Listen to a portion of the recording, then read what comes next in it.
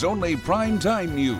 This is Fox 17 News at 9, your Code Red station.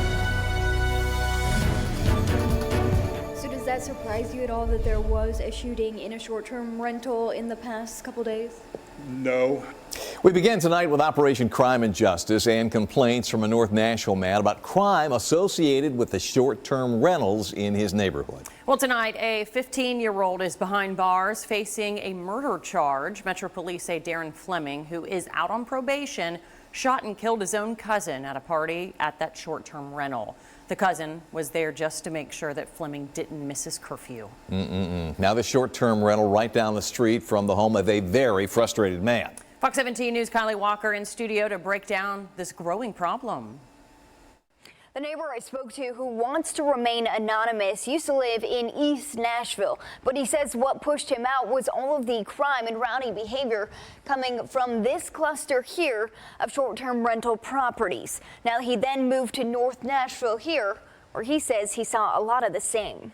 Police say 15-year-old Darren Fleming, who was on probation at the time, shot and killed his 31-year-old cousin, Barrington Moore. Moore was trying to take him home from another teen's birthday party at this short-term rental on Youngs Lane. Is on a weeknight when you look out your back window and there's police in your backyard with flashlights and canines and guns drawn, and you're hearing screaming and police officers everywhere. It's not a... I don't think it's good for the community. It's not good for Nashville as a whole. This frustrated neighbor says it's not an isolated incident. We reached out to the district council member for comment, but we never heard back from Quante Toombs. We also took these concerns to the mayor's office, but again, no response. I just think we're approaching a point, a breaking point where something has to be done, or the communities of Nashville are no longer going to be the communities of Nashville. Over the years, Fox 17 News has shown you all the issues coming out of short-term rental properties. It's something that the man we spoke to has seen firsthand time and time again throughout the city. They have a different set of rules, and it's not their community. And there's parties, there's parking issues, you see trash cans overfilled. I had to lobby to get no parking signs put in because they were blocking intersections. He says at this rate, some streets could see more Airbnbs than residents. Now, according to this data, there are more than 25 permits that have been issued in the last several years on Youngs Lane just alone. But the neighbor tells me that through a zoning change, there could be 75 more added. Keep in mind, these numbers might be even greater, as not everyone does register for that permit, which is illegal. For now, reporting in studio, Kylie Walker, Fox 17 News, your Code Red station. Kylie, thank you. This is obviously a talker, and we'd like to know what you, our viewers, think. Should Metro City leaders make regulating these short-term rentals more of a priority? Got a little over 200 votes in right now. 58.2% say yes, 41.8% say no.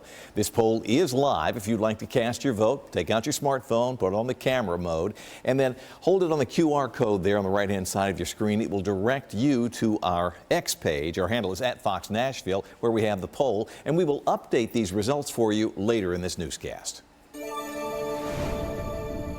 Now to an update tonight on country music star Morgan Wallen's latest run-in with the law. Wallen taking to his X page tonight saying this: "I didn't feel right publicly checking in until I made amends with some folks."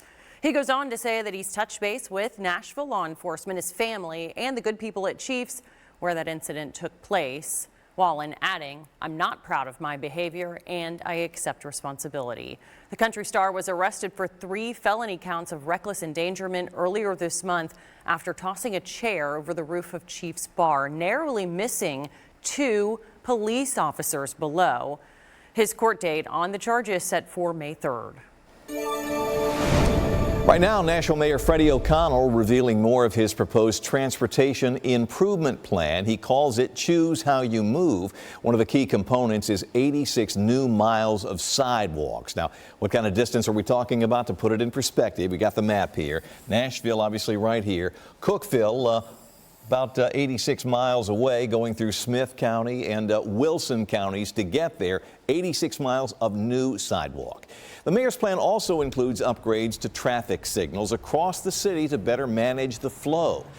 The overall goal, of course, to reduce congestion, improve lighting for safety and weather coverage, and location tracking for nearly 300 WeGo bus stops around town. It is an opportunity to move after being stuck for so long. It is an opportunity to invest in ourselves and the people who make our city go, an opportunity to invest in options for how we move around the city conveniently and safely, however we like. Now, exactly how much of this actually happens will depend on whether Nashville voters support a tax increase that will appear on the November ballot as a dedicated funding source. New tonight, a Tennessee state senator is getting a lot of play on social media after a comment that he made on the Senate floor. Take a listen. Because a lot of people in Memphis have worked on this legislation. I mean, they have worked harder than a bunch of ugly strippers to try to get this done. Well, that's Senator Brent Taylor of Memphis. The bill that he's talking about involves hotel motel taxes. And you can see the reaction from his fellow lawmakers and hear some noise from the gallery. To see the full video, you can go to our YouTube page. Just search Fox Nashville. Staying with politics now, controversial state representative Justin Jones may not be on the re-election ballot for the August primary. Why? Well, because the National Democrat may not have enough proper signatures on his qualifying petition. Now, that's really a low bar. All you need is 25 signatures from voters in your district to get on the ballot. The Metro Election Commission, however, says Jones submitted 26 signatures, but 11 of them are being challenged. One of them has already been rejected, which could take him right down to the minimum of 25 because the person in question lives in another district. Candidates typically provide significantly more than the required 25 signatures, just in case. Making headlines tonight, a man setting himself on fire outside the courthouse in New York City, where former President Donald Trump and his lawyers were inside for jury selection in the former president's criminal trial. CNN reporting live from the area set up 4 protesters near the Manhattan courthouse when this incident broke out. That man setting himself ablaze just as it was announced that jury selection was complete. He's now been identified as a 37-year-old from St. Augustine, Florida, that police say is a known conspiracy theorist. He's alive tonight, but in critical condition. The incident causing heightened security over issues surrounding the New York courthouse as Trump is finishing his first week of his criminal trial. Fox News correspondent Connor Hansen with more tonight on this historic case. A jury has been finalized, chosen to decide whether or not former President Trump broke the law and falsified business records. 12 jurors and 6 alternates were questioned by both sides before getting selected. Trump once again entering a Manhattan courtroom, pumping his fist. He stopped to say he should be on the campaign trail and complained about his gag order preventing him from speaking about certain people involved in the case. Trump has been accused of violating that order. The gag order has to come off. I should be allowed to speak. Every time I come out to speak to you, I want to be open because we did absolutely nothing wrong. Trump plans to attend a major campaign event in North Carolina over the weekend to make up for his time in court. Instead of being in Pennsylvania or Georgia or North Carolina or lots of other places today, I'm sitting in a courthouse all day long. President Biden spent most of the week campaigning in Pennsylvania, a key battleground state. He told a group of union workers there he would let Trump's tax cuts expire, one of the former president's proudest achievements. This is a different breed of cat, these MAGA Republicans. Now they want to repeal the climate law that would gut all those new jobs and industries we're creating here in America. Opening arguments in the trial are expected to start Monday. In New York, Connor Hansen, Fox News. It's your money, but Nashville city leaders do not have as much of it as they have had in recent years, and that will force the mayor and members of the Metro Council to make some tough decisions about employee pay raises. Last year, Metro workers received 6% cost of living raises on top of 3% merit pay, where that came into consideration.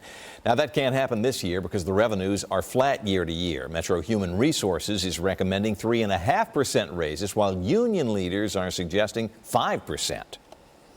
So the national average for raises last year was around 4%, just over 4%. And this year it's going to be even lower. And so a lot of cities are experiencing what Metro Nashville is experiencing.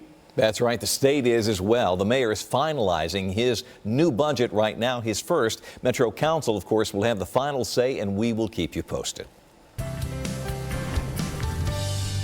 In your community tonight, the Nashville group, well known for giving vulnerable women the help that they need, is taking it one step further. Thistle Farms helping women transition from a life of exploitation to making home goods like soaps and lotions. And they get a place to stay and heal. Now the group is offering a different kind of residential program. Through community partners, they're able to make the dream of homeownership a reality for some women. This home ownership, it's not just about signing paperwork and getting a mortgage, but it is about standing up for women's freedom and economic opportunity. Thistle Farms has been serving the area for over 25 years. Well, the rain finally clearing out here. We're left with cloudy skies, though, for the weekend, I'm afraid. The cloud cover combined with a cooler air mass is going to bring us cooler than average conditions for both Saturday and Sunday. We're cooling down quite a bit, at least compared to where we've been for much of this week.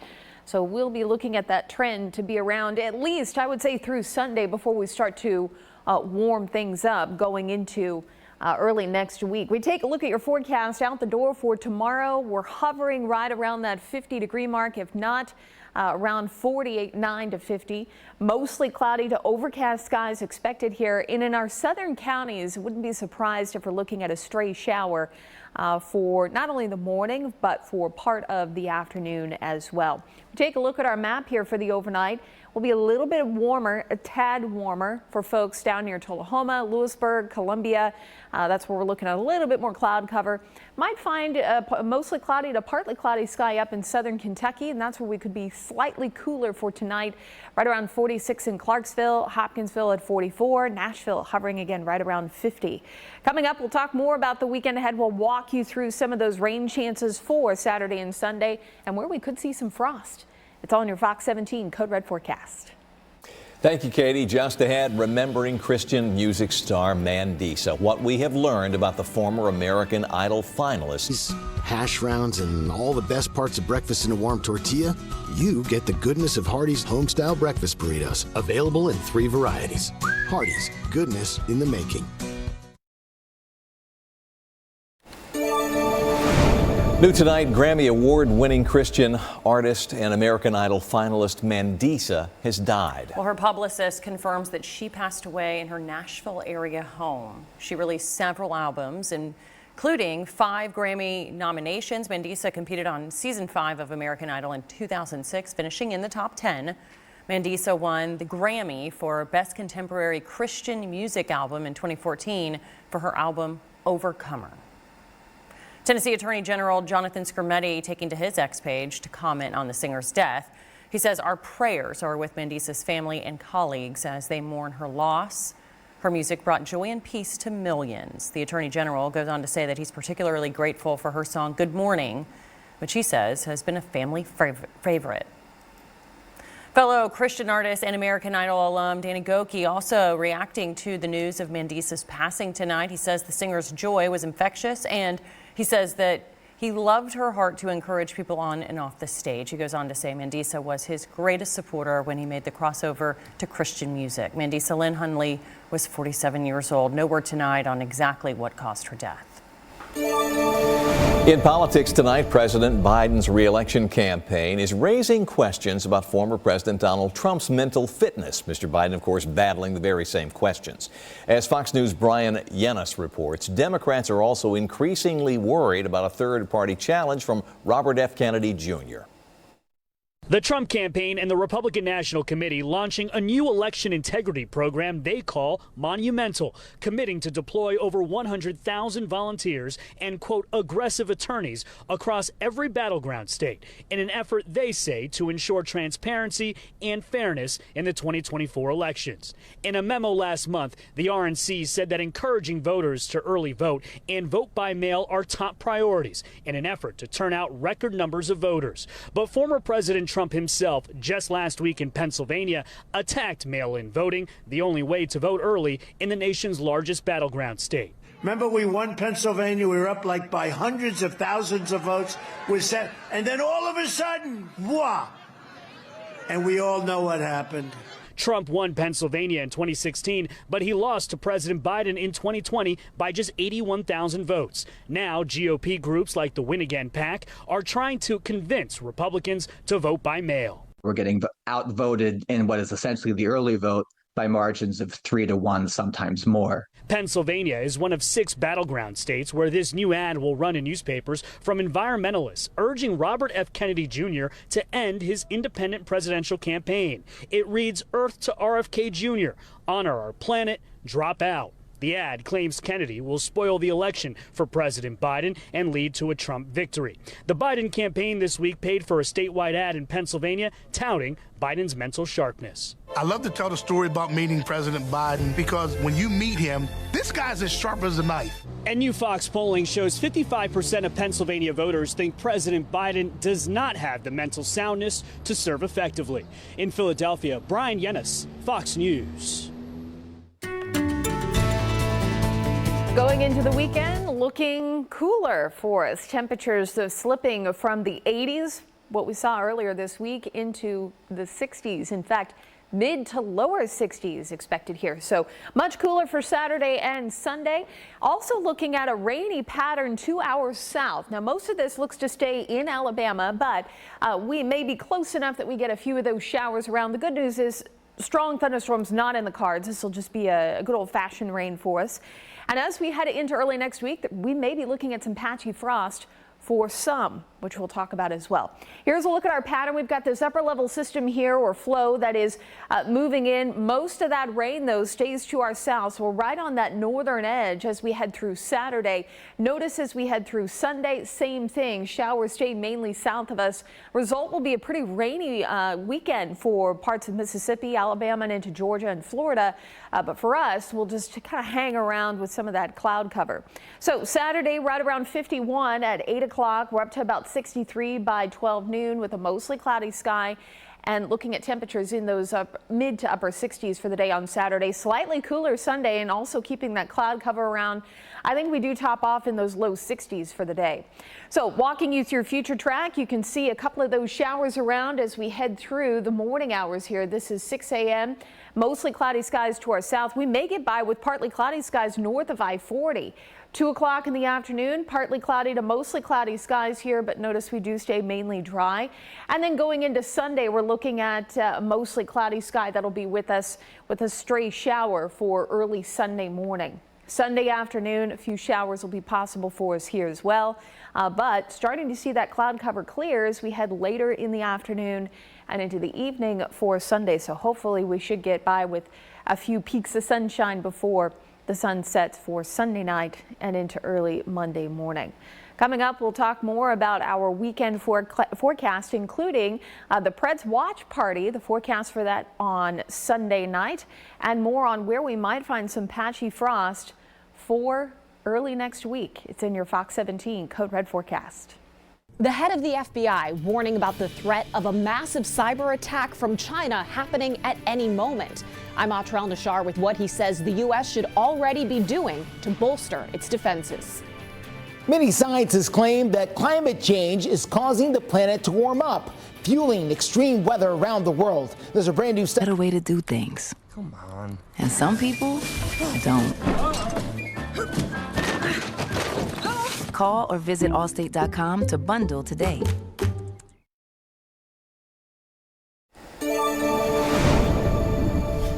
Well, new tonight, the director of the FBI is warning of a cyber threat from China on critical infrastructure here in the U.S. Fox 17 News' Atra Elishar reports from Washington on the scale of that threat, and you can let us know what you think by scanning the QR code that will appear on your screen during our story. Chaos and disruptions to everyday American life, FBI Director Christopher Wray says, are part of the Chinese Communist Party's cyber war plan. What we're facing today is the CCP throwing its whole government into undermining the security of the rule of law world. Eyeing an invasion of Taiwan by 2027, China laying plans to disrupt any attempt by the United States to come to Taiwan's aid, according to the U.S. intelligence community. And that its plan is to land low blows against civilian infrastructure to try to induce panic and break America's will to resist. Hacking water treatment plants, transportation systems, energy grids. Wray says it's all fair game in the eyes of the CCP. Outside the federal government, some experts are skeptical there's sufficient evidence to justify Wray's level of alarm. I would like to see, for example, a group of kind of neutral academics, including some skeptics maybe, who could look over this evidence and judge it a little better. Lyle Goldstein, director of Asia engagement at the think tank Defense Priorities, agrees a conflict between the U.S. and China is possible, but says there's a danger in overhyping the cyber aspect. If we have finite resources, should we spend more resources on, building torpedoes and frigates and less on worrying about, that China is going to disrupt some of our infrastructure? The FBI says so much comes down to the private sector, which owns the vast majority of the nation's critical infrastructure. Their cyber defenses, contingency plans, and coordination with the government. Director Wray also sharing what keeps him up at night. What is the thing that we just haven't had the time to imagine?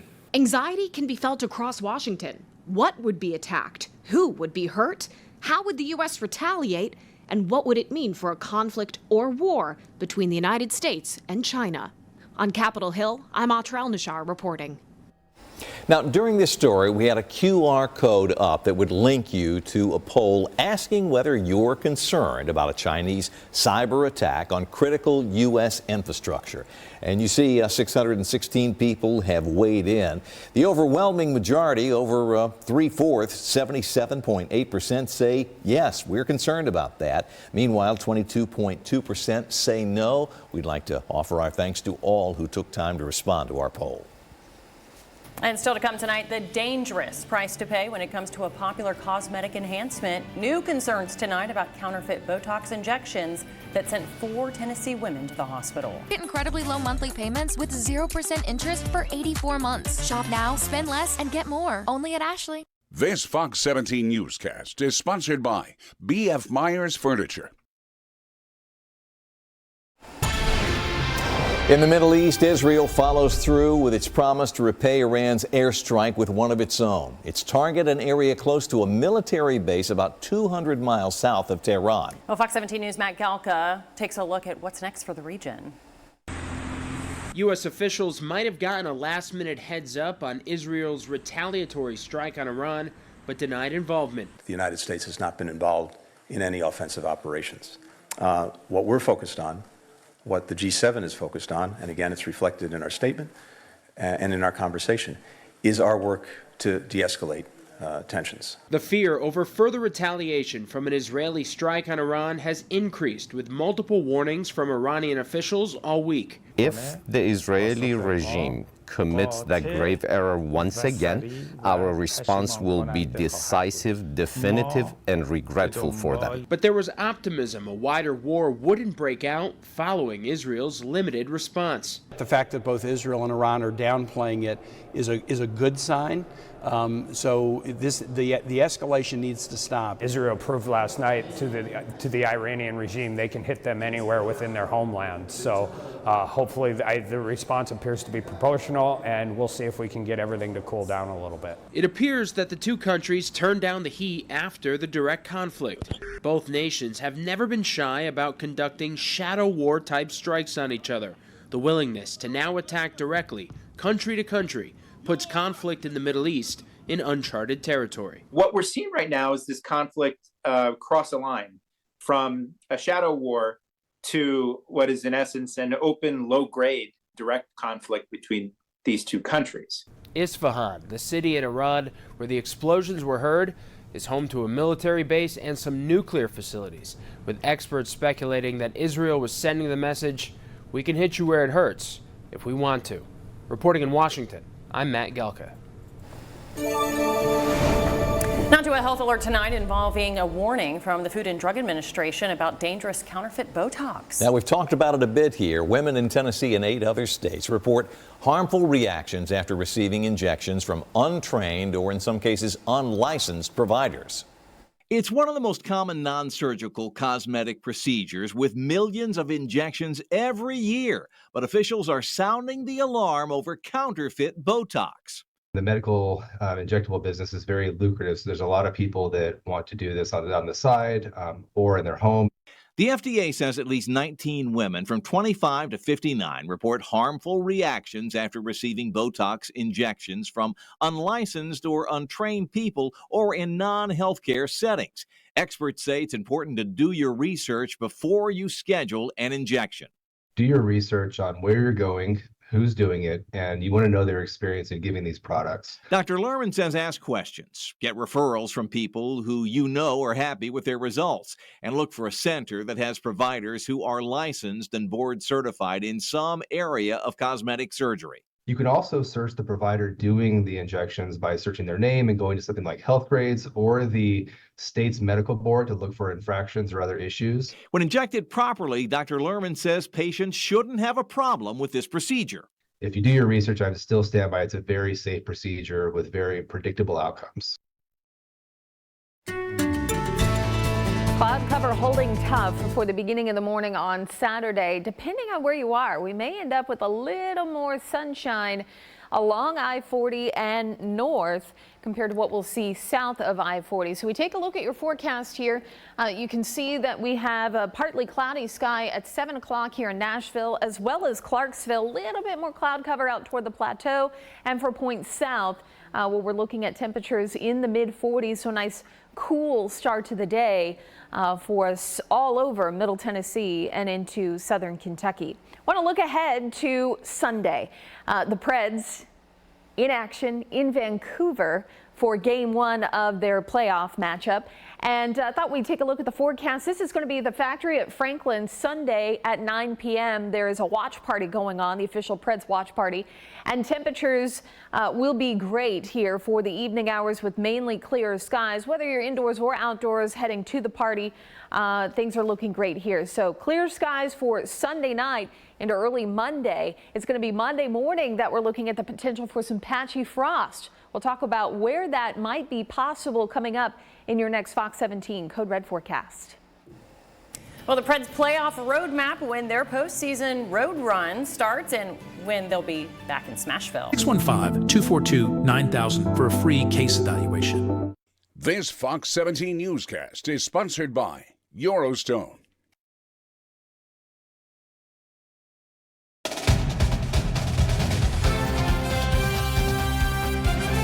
Nashville Predators have a handful of veterans that have helped them lead the way this season, but they also have some younger players on the team. And when the puck drops against the Canucks on Sunday, 5 of them will get their very first taste of playoff hockey. Luke Evangelista, Tommy Novak, Cole Smith, Spencer Stastny, and Kevin Lankinen, all members of the 24-man lineup, getting their first playoff action this weekend. Now, it won't be easy considering they're going up against a Canucks team that are the Pacific Division champs and have dominated their opponents most of the season, including the Preds 3 different times. But head coach Andrew Burnett's advice to them is pretty simple. You know, looking back to my playoff game, just enjoy it. You know, I think it's a great opportunity. It's the best time to play in the year. This time of year, you're in an unbelievable building in a Canadian hotbed of hockey. I mean, what more can you ask? So I don't think it's pressure. I think you should enjoy it because it's so hard to get to this spot. You'll never know when you get back. Now we know when the Preds' first home playoff game will be, and it will be a week from today, Friday, April 26th, and then that will be Game 3. Game 4 will then be next Sunday, April 28th. Now, if the playoff series continues, Game 5 will be at Vancouver, and then Game 6 would be right here in Smashville. So make sure you mark your calendars for those 2 home games. Well, the NFL draft less than a week away, and one position we know the Titans are not worried about is quarterback. Of course, Will Levis returns for his second year with the team after an impressive rookie year, but also in the quarterback room this year, former Pittsburgh Steeler Mason Rudolph. Rudolph signed a free agent deal with the Titans last month after being with the Steelers since 2018. He went 8-4-1 as a starter in Pittsburgh, but arguably his best stretch was just last season when he led them to 3 straight wins, putting Pittsburgh in the NFL playoffs. Now, Rudolph says that what attracted him most to Nashville was head coach Brian Callahan and also the type of offense Coach Callahan wants to run. It'll be explosive, and I know that it's a quarterback-friendly offense. That was obviously attractive to just I think the drop back pass and the way that Coach Callahan teaches it makes a lot of sense, and so I'm excited to keep learning. Rudolph also mentioned that quarterback room and how he's gotten to know Levis the last couple of weeks. Rudolph says he's enjoyed his time with Will so far and is excited to keep learning and growing in the Titans' new offense. Now, next time we'll see them on the field won't be for a little while. OTAs coming up next month. Jill Jelnick, Fox 17 Sports, your Code Red station. Jill, thank you. Well, NASCAR at the Talladega Superspeedway down in Alabama this weekend. Fox 17 News' Heather Williams has a preview of Sunday's race and tonight's backstretch. Now here's a look at some of the headlines you should be watching for as NASCAR tries to tame Talladega this weekend. Chase Elliott got the victory at Texas, but is the 9 team really back? If you ask him and his team, they're probably truthfully going to say, we're not at our best. We're not, but now they've got a win. They call races like Talladega a wild card. So can you go into this weekend with any sort of plan? It's always good to go in with a plan, right? You don't ever want to go into a race unprepared, because if that situation that you could have prepared for arose, then you're not prepared for it. But at the same time, Talladega is one of those races that you have to adapt. You can hear the full conversation with Ryan Preece and our expert Chris Carrier right now on the Backstretch podcast. You can find that on Apple Podcasts and on YouTube. For the Backstretch, I'm Heather Williams. You can catch all the action on the track right here on Fox 17. Our race day coverage begins at 1 o'clock on Sunday. An update now on the Fox 17 viewer poll tonight. The question, whether you think Nashville city leaders should make regulating short-term rentals a priority. It was our top story tonight so far. 223 people weighing in. 60.1% say yes. We think city leaders should make regulating short-term rentals a priority. Just under 40%, 39.9% say no. QR code is still active, so you can cast your vote, and we will have another update on these numbers for you coming up tonight on Fox 17 News at 10. This is the NASCAR Xfinity Series on Fox 17. This Fox 17 newscast is sponsored by Electronic Express. We make it happen. New tonight, City of Nashville preparing to honor civil rights pioneer Diane Nash over the weekend. Tomorrow, city leaders will rename the plaza right in front of the historic Metro Courthouse in her honor. This is the area we're talking about right here. These are the two big fountains right outside the courthouse, and this whole entire plaza right beside Public Square Park is the area that moving forward will be known as Diane Nash Plaza. Well, looking ahead, a Fisk College student in the 50s, Diane Nash, went on to become one of the city's most influential civil rights activists of her time. She was exposed to segregation and racism in the era of Jim Crow laws, and tomorrow, the city will celebrate her impact and contributions to society. Joining us now is Metro Councilwoman Zulfat Swara and Dr. Phyllis Qualls with the Diane Nash Celebration Committee. Thank you both for being here. It's our pleasure. Thank you for having us. Absolutely. Well, how fitting. Tomorrow morning at 8:30, the celebration begins with a press conference at the First Baptist Church off Rosa Parks Boulevard, where we'll be honoring another legendary namesake in our city. Yes, I mean, those are two amazing women, women that have shaped our future, our history, and I think it's just befitting that we're starting across from Rosa Parks Street. Well, I see you already have pictures of her behind you for this celebration tomorrow. President Biden actually honored Diane Nash with the Medal of Freedom in 2022, and this weekend's celebration includes a parade, a plaza dedication, and it ends with a ceremony. One of the most wonderful things, too, it isn't being dedicated posthumously. Miss Nash will be here in person to witness her own dedication. How special is that? Well, this goes back to giving a person their flowers while they are among us. She made great sacrifices. She was committed as a young college student at Fisk. And now for us to be able to celebrate her in live and living color is really special. And this celebration is really delayed. And Council Lady can tell you why it was delayed a little bit.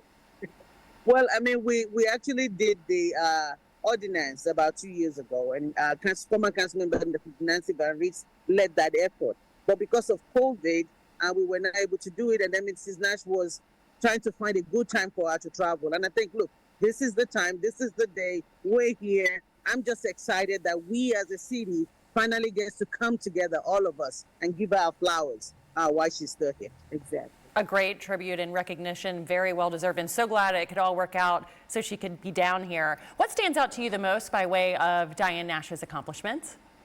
I think for me is when they were doing the protests and she faced down at that time Mayor Ben West and asked him the question, do you think it's right that people are denied service at the lunch counter simply because of their color? And his answer was, no. And for me, you have to think that in those days, women are only supposed to be in the kitchen. They're not supposed to be out there. And to have this young woman, a college student, leading the movement, being the one strategizing. When you look at the picture, she's always in the front. She's with the mayor. She's with the march and everything. I think that stood out to me. That, you know, when there's something that needs to be done, when we see what is wrong, it doesn't matter your gender, your race, your color. You just stand up and do it. And that's the story of Diane Nash and the movement. What a great weekend ahead for our city. For Diane Nash, thank you so much. Metro Councilwoman Zulfat Swara and Dr. Phyllis Qualls, thank you so much for being here. Saturday looking a lot cooler. Thought we'd walk through our temperatures and our wind speeds for a couple different cities here, including Nashville, Clarksville, and Murfreesboro. The number you see here, this is our temperature, and the blue one, that is our wind speed. Wind should remain pretty light through the day on Saturday, but we're starting off chilly in those mid to upper 40s. As we head into the afternoon hours, the clock stopping right around 11 or so. Temperatures close to 60 degrees with a 5 to 10 mile per hour wind, mainly coming in out of the north. Mid 60s for the day on Saturday. Again, with that north wind influence, we're going to stay cooler than average, which for average nowadays, we should be in those mid 70s. So almost 10 degrees cooler than average for us as we head through the afternoon on Saturday.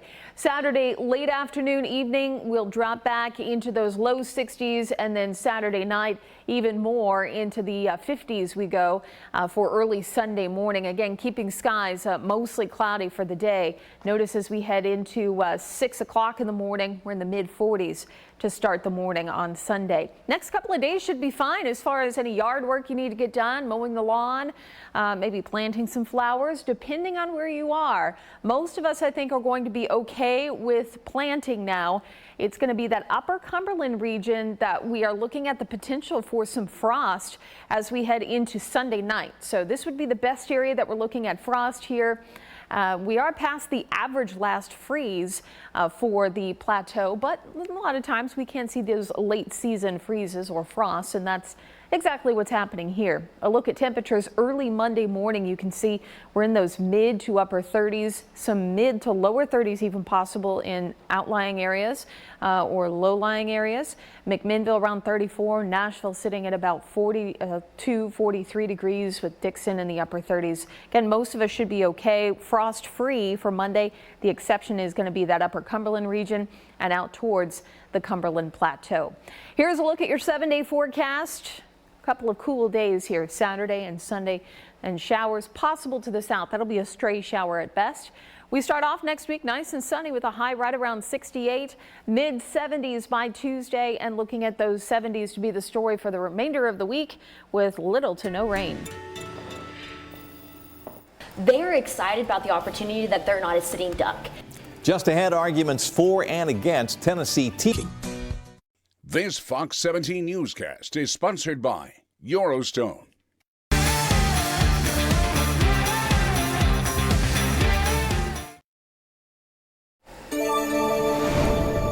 Well, looking ahead to Sunday, and Nashville in Focus topics for our panel this week include the bill that would allow Tennessee teachers to be armed at school. Now, the bill that includes a training requirement, it's already passed the state Senate. Right now, it's sitting on the table in the House. That means it could be brought up for a vote at any time. But this session may only last for a few more days, which means time for this bill is running out. I think it's sitting on the table because they don't have the votes yet. Oh, really? Okay. As soon as they get 50. So that's what it's about. I'd say anything sitting on the table is waiting, but you don't have the votes yet. I have a lot of friends that are teachers all over different counties. They're excited about the opportunity that they're not a sitting duck. If someone does come in with a gun, they have self-protection. The other side of this argument from a Nashville attorney who is raising liability questions for schools. That plus the latest on the school voucher bill and a high-profile state lawmaker who may not be eligible to run for re-election. That's Sunday morning at 6:30 and Sunday night at 10:30 on Nashville in Focus. On this week's Full Measure, a whistleblower's claims of taxpayer waste and bribery at a VA hospital in Kansas. Those claims resulted in a lawsuit against Medtronic, the world's largest medical equipment company. The whistleblower says doctors and other staff at a VA medical center in Wichita bought an excessive amount of unnecessary medical devices from the company at the taxpayer's expense. Medtronic and others accused deny any wrongdoing. To see more on this story, you can watch Full Measure with Cheryl Atkinson Sunday morning at 7:30 right here on Fox 17. Just ahead tonight on Fox 17 News at 9, the honor of a lifetime, the story behind Tennessee's newest official state song. And completely honored how Governor Lee is honoring country great Brad Paisley. My annual mattress sale is going on now. Get up to 75% off brand name closeout mattresses or get a queen mattress for just $30 a month. Plus, get a free box spring with any mattress purchase for better sleep and savings. Shop Ashley today. Check this out. State leaders add another line to the list of official Tennessee state songs. Well, it's called Under a Tennessee Moon. Singer-songwriter Kelly Lang was recognized on the House floor this week as the proclamation was read. Lang says that she wrote the song for her mom, who encouraged her to stop and look around at all the beauty that Tennessee has to offer. Lang says an official state song is the highest honor that she can imagine as a songwriter. You can listen to Tennessee's newest state song anywhere that you stream music. And get this, country superstar Brad Paisley celebrating tonight after being named Tennessean of the Year.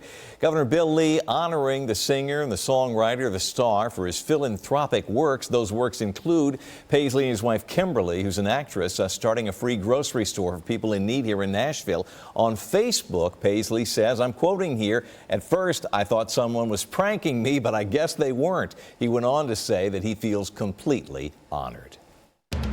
This is Fox 17 News at 10, your Code Red station.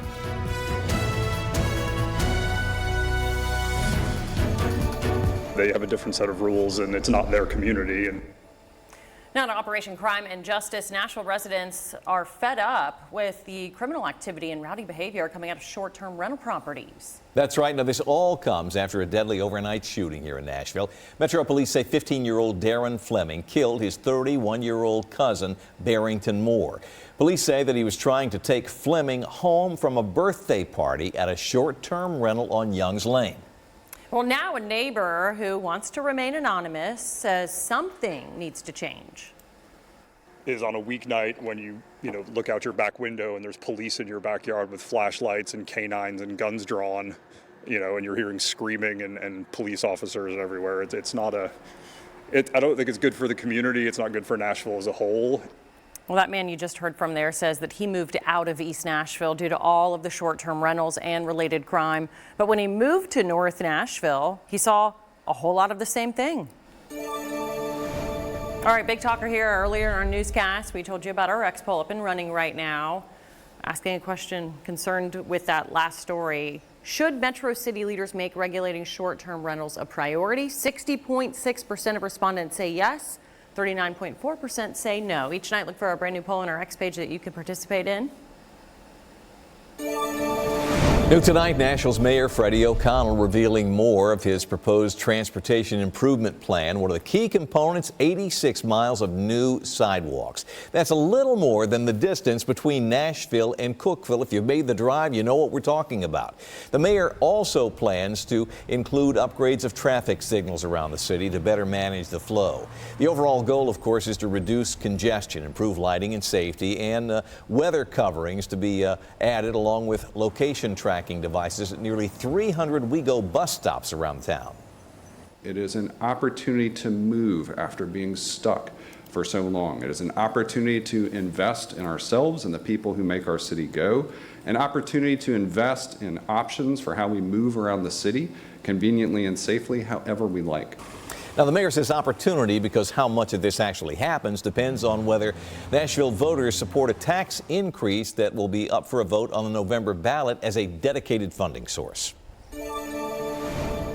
In politics now, State Representative Justin Jones in the spotlight tonight concerning whether he'll be able to appear on the ballot in August. In order to run, a person needs 25 signatures from voters within the district. According to the Election Commission, Jones, a Nashville Democrat, submitted a total of 26 signatures, but one of those signatures doesn't count because that person lives in another district.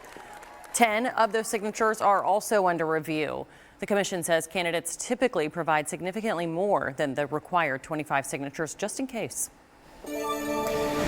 It's your money, and like state lawmakers, Nashville city leaders are crunching the budget numbers this year because revenues year to year are flat. Our partners at the Watchdog Group Open the Books tell us that the post-pandemic spending spree has ended in Nashville, leaving cities like ours with some tough decisions to make. Last year, Metro employees received 6% cost of living raises. Some also got 3% merit raises on top of that, but Metro Human Resources this year is warning workers to be prepared for less. They're recommending a 3.5% cost of living raise for employees and a 3% merit raise for qualifying employees. So that would be a combined 6.5% for some people. Last year, Metro saw a 6% cost of living adjustment. Now, some union leaders have countered, suggesting a 5% cost of living raise for Metro workers. The mayor preparing his budget right now for Metro Council. We'll keep you posted. Well, the rain finally clearing out here. We're left with cloudy skies, though, for the weekend, I'm afraid. The cloud cover combined with a cooler air mass is going to bring us cooler than average conditions for both Saturday and Sunday. We're cooling down quite a bit, at least compared to where we've been for much of this week. So we'll be looking at that trend to be around at least, I would say, through Sunday before we start to warm things up going into early next week. We take a look at your forecast out the door for tomorrow. We're hovering right around that 50-degree mark, if not around 49 to 50. Mostly cloudy to overcast skies expected here. And in our southern counties, wouldn't be surprised if we're looking at a stray shower for not only the morning, but for part of the afternoon as well. We take a look at our map here for the overnight. Will be a little bit warmer, a tad warmer for folks down near Tullahoma, Lewisburg, Columbia. That's where we're looking at a little bit more cloud cover.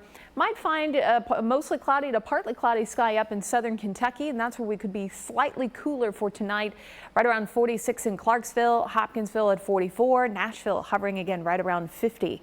Coming up, we'll talk more about the weekend ahead. We'll walk you through some of those rain chances for Saturday and Sunday and where we could see some frost.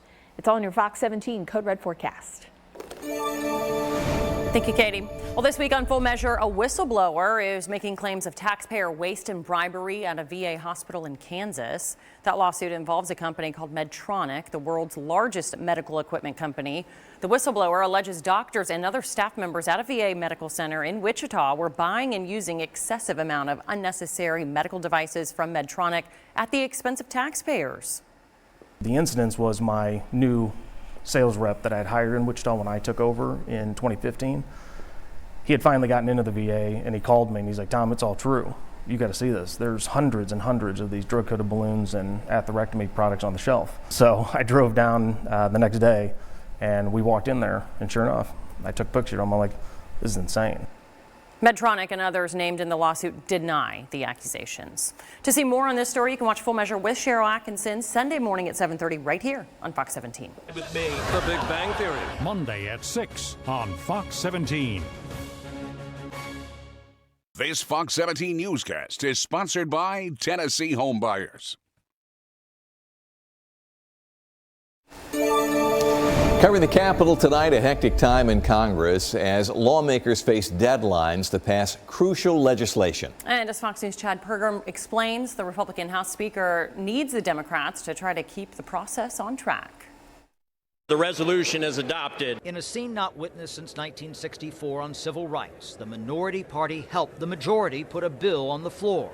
165 Democrats voted yes to only 151 Republicans. We could let them simply crash and burn. Johnson faced a revolt from Republicans after he resisted calls to include border security in the measure. I'm concerned that the Speaker's cut a deal with the Democrats to fund foreign wars rather than to secure our border. Democrats backing up the Republican speaker. We have to make sure that the Chaos Caucus which is the Republican Party, cannot continue to stand in the way of absolutely vital Ukraine military assistance. Some conservatives have had it with Johnson. Eli Crane of Arizona is one of 8 Republicans who voted to oust former House Speaker Kevin McCarthy last fall. It's tough to defend him right now. I definitely sense that there's a souring, to Republican leadership. Marjorie Taylor Greene did not trigger her plan to bounce Johnson from his job. I'm not answering questions on that right now. Why is that, Congressman? Can you describe your level of frustration? But at least 3 Republicans now favor removing him: Greene, Massey, and Paul Gosar of Arizona. Some Republicans are exhausted by the drama over who's in charge. This is not supposed to be reality television. We came here to govern. Johnson is unfazed. I'm going to do my job. I'm not deterred by threats, and we're going to do the right thing and let the chips fall where they may. There's buyer's remorse from some Republicans who elected Johnson last year. Try to select a speaker. There was multiple candidates. We ended up selecting a candidate who has failed us. The House votes Saturday on the foreign aid package, and it's still unclear if Greene will try to pry the gavel from Johnson. On Capitol Hill, Chad Pergram, Fox News. An update tonight. We now know the cause of the major 911 outages late Wednesday that left millions of people in multiple states without access to 911 capabilities for about 2.5 hours. Louisiana-based telecommunications company Lumen Technologies says customers in Nevada, South Dakota, and Nebraska had an outage due to a third-party company installing a light pole. Some experts say the incident shows how fragile the emergency systems are if one light pole can disable 911 in multiple states. To our knowledge, we have never experienced an outage of this magnitude or duration, and we're fortunate to have a 24-year span of our team currently, so that's a long time to not have experienced something like this. Well, power was also reported out in Texas, but it's unclear if that also is tied to this incident. The Federal Communications Commission is still investigating. Or lease a gas-powered RAV4 for $299 a month with 2 years no-cost maintenance. Toyota, let's go places. This Fox 17 This Morning newscast is sponsored by Zander Insurance.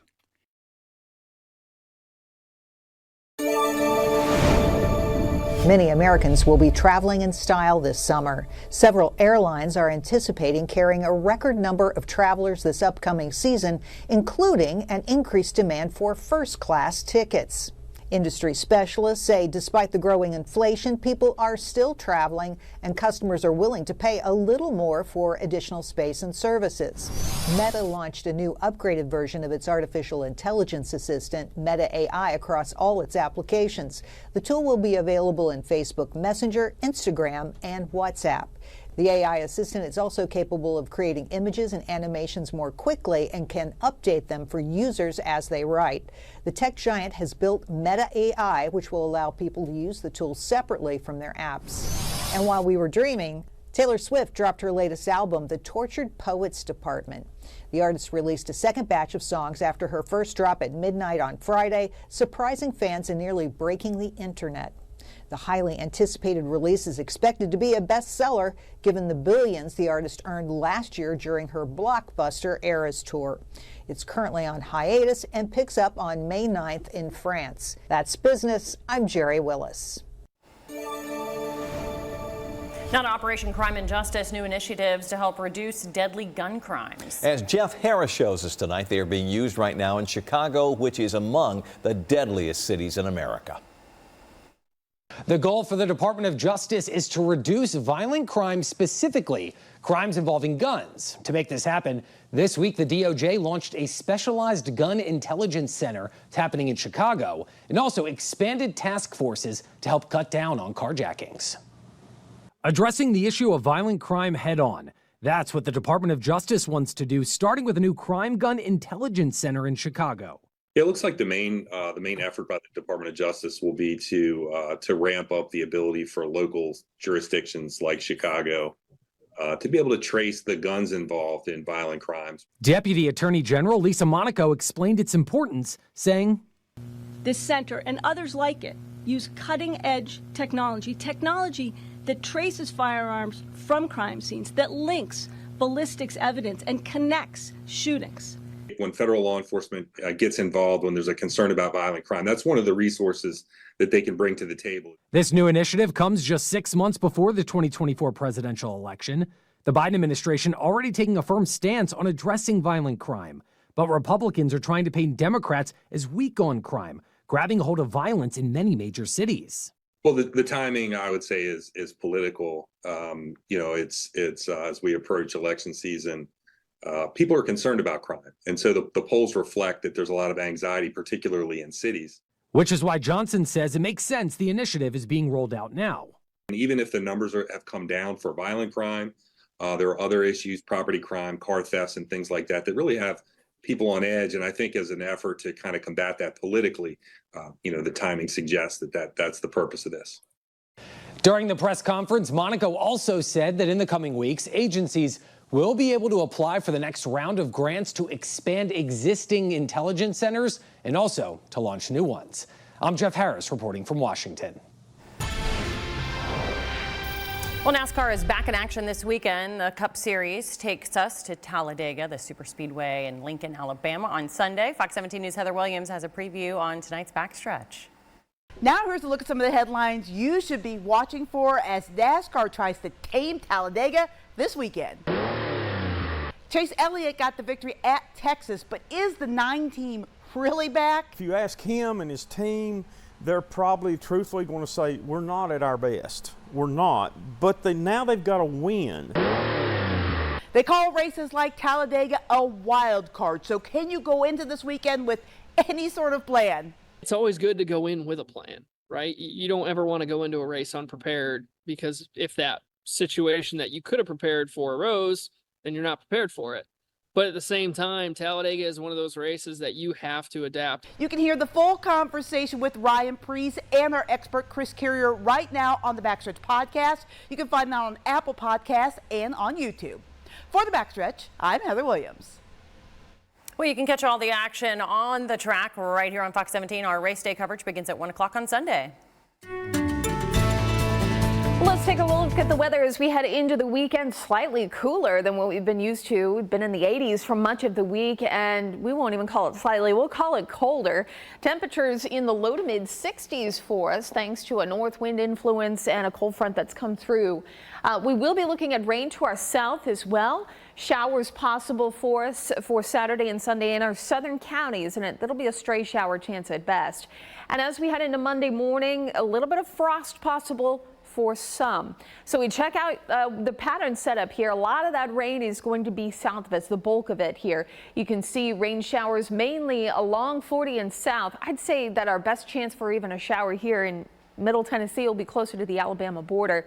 That shifts a little more for Sunday, so we're taking a look at Sunday's pattern. Rain continues to be the story in the deep south. We're right on the northern edge of that, so what we will likely see is just a little more cloud cover, but mainly dry conditions with most of the moisture staying to the south. 51 our temperature here Saturday morning around 8 o'clock. We're up to about 62 by 12. A partly cloudy sky possible with partly to mostly cloudy skies then by 4 p.m. Highs in the mid 60s. Sunday we'll start off mostly cloudy here, temperatures in the upper 40s, and we stay in those low 60s for much of the afternoon, but again staying relatively dry. So overnight and early Saturday, can't rule out a stray shower to our south. Notice the sharp cutoff here in the cloud cover. More north, we're looking at mostly clear to partly cloudy sky, more cloud cover south towards the Alabama border. Partly cloudy overall for Saturday afternoon and into Sunday, starting off with a lot of clouds overall, but that will quickly clear as we head into the afternoon hours. We're starting to clear from north to south. So by early Monday morning, a very chilly start to the day with those temperatures in the 30s for a lot of us. Yard work looking good for us here if you need to mow the yard or if you're doing some outdoor planting. Most of us should be okay. The exception will be on the Cumberland Plateau and the upper Cumberland region. That's where I expect temperatures early Monday morning to be in those mid 30s. So some patchy frost could be possible there. Here in Nashville, we'll be frost free with a low right around 39 in town. Sunshine the story as we head into Monday and really much of next week looking dry as well. Temperatures rebounding from the low 60s on Sunday to the mid 70s for Tuesday and the rest of the week. Weather Window, presented by the National Weather Desk. Well-formed asperitus clouds blanket the western Michigan sky. The clouds are characterized by their wave-like undulations. A rainbow and a bolt of lightning share the sky in Illinois. The Sierra Nevada mountains are still snow-capped around Lake Tahoe. And a backdoor cold front delivers fog from the Atlantic to Myrtle Beach, South Carolina. Want to see your weather photos and videos on TV? Click Chime In on this station's website to share. And to see more weather stories like this every weekday morning, check out the National Weather Desk starting at 8 a.m. Trucks, they drive me wild. This Fox 17 newscast is sponsored by the Nashville Predators.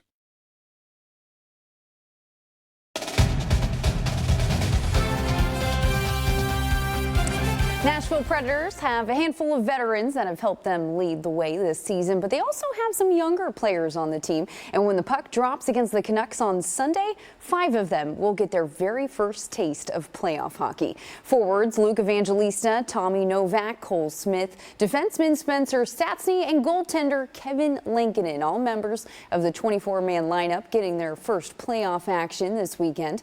It won't be easy considering they're going up against a Canucks team that are the Pacific Division champs and also have dominated most of their opponents this season, including the Preds 3 different times. But head coach Andrew Brunette's advice to them is pretty simple. You know, looking back to my playoff game, just enjoy it. You know, I think it's a great opportunity. It's the best time to play in the year. This time of year, you're in an unbelievable building in a Canadian hotbed of hockey. I mean, what more can you ask? So I don't think it's pressure. I think you should enjoy it because it's so hard to get to this spot. You never know when you get back. The league released the rest of the Preds playoff schedule last night, and we now know when the Preds' first home playoff game will be. That will be Friday, April 26th, so 1 week from today. That will be Game 3, and then Game 4 will be next Sunday, April 28th, so circle those on your calendars. Now, if the series continues, Game 5 will be at Vancouver, and Game 6 would be right back here in Smashville, so going to be a fun week. The NFL Draft less than a week away, and one position we know the Titans aren't worried about is quarterback. Of course, Will Levis returns for his second year with the team after an impressive rookie season, but also in the quarterback room this year, former Pittsburgh Steeler Mason Rudolph. Rudolph signed as a free agent with the Titans last month after being with the Steelers since 2018. He went 8-4-1 as a starter in Pittsburgh, and arguably his best stretch was just last season when he led the team to 3 straight wins that put Pittsburgh in the playoffs. Rudolph says what attracted him most to Nashville was head coach Brian Callahan and the type of offense Coach Callahan wants to run. It'll be explosive, and I know that it's a quarterback-friendly offense. That was obviously attractive to just I think the drop back pass and the way that Coach Callahan teaches, it makes a lot of sense, and so I'm excited to keep learning. Rudolph also mentioned the quarterback room and how he's gotten to know Will Levis the last couple of weeks. Rudolph says he's enjoyed his time with Will so far and is excited to keep learning and keep growing in the new offense. The next time we'll see them on the field, right around the corner, OTAs. That's coming up just next month. Jill Jolnick, Fox 17 Sports, your Code Red station. If you are in pain from a shoulder problem and are headed for shoulder joint replacement, I'm Liz Bonus. We're going to take you inside the operating room. We have a patient who got full range of motion back. It is just ahead. Save even more with double fuel points and free delivery. Discover more ways to save big every day. Kroger, fresh for everyone.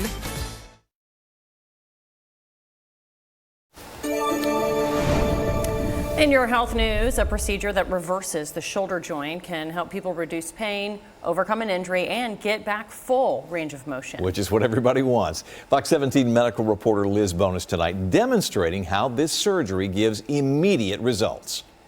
Hey there, everybody. If you are in pain from a shoulder problem and you need to replace the shoulder joint, today we take you inside the operating room to share how newer techniques and newer technology helping patients get back an important part of their lives. We do want to warn you, however, we are showing actual surgery, and part of that's medically graphic. So what we're about to see is what's called a reverse shoulder replacement or reverse total shoulder arthroplasty. Dr. Brandon Kors of Ohio's OrthoCincy is an orthopedic surgeon who says this procedure is commonly performed in those who have shoulder pain, bad arthritis, or rotator cuff injuries that can't be repaired.